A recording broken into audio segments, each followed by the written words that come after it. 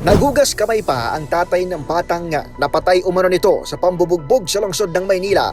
Ayon kay Carlo Daniel Lloren, pinalo lamang niya sa braso ang 7 anyos na si Catherine Joy bilang bahagi ng pagdidisiplina. Itinanggi ni Lloren na binugbog niya ang anak, taliwas sa salaysay ng mga kapitbahay nito maging ng lola at ina ng biktima. Kwento ni Lola Margarita Napasya, binugbog ni Lloren ang anak nito matapos itong hindi magbalik ng sukli. Lumabas din sa autopsy report na physical injuries at pinsala sa respiratory organs ang ikinasawi ng batang babae. Kamay lang po yung ginamit ko. Kamay. Saan mo pinalo? Sa kamay, sa braso lang po. Sa braso? Sa braso? Oo. Hindi mo sinakal, Carlo?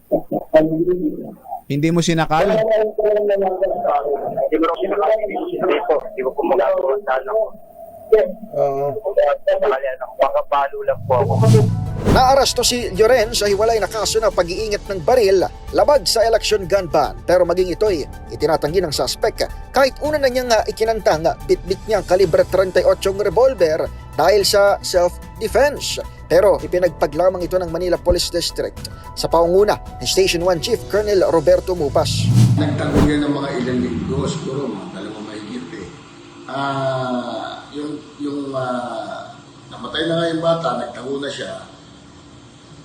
Yung regular patrol, beat patrol ng tropa, siguro pauwi siya ng bahay, na-tempuhan natin na medyo aligaga kasi yung kilos ayon sa ating mga kapulisan eh.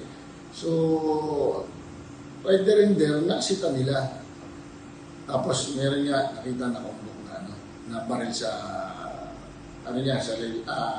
bewang niya. Bukod sa una ng isinampang kasong paglabag sa election gun ban at tangkang pagpalag sa mga pulis, nakatakda ngayong araw ang paghabla ng parricide sa nambugbog umanong tatay. Masakit po para sa akin, mawalan ng anak. Pero wala naman po akong kasalanan para hindi nila ang sarili. Tatay din naman ako. Hindi naman basta-basta yung mawalan ng anak. Para sa kauna-unahan sa Pilipinas, DZRH, ito si Edniel Parrosa. Tuloy-tuloy sa pagbabalita, tuloy-tuloy sa serbisyo. Sama-sama tayo, Pilipino.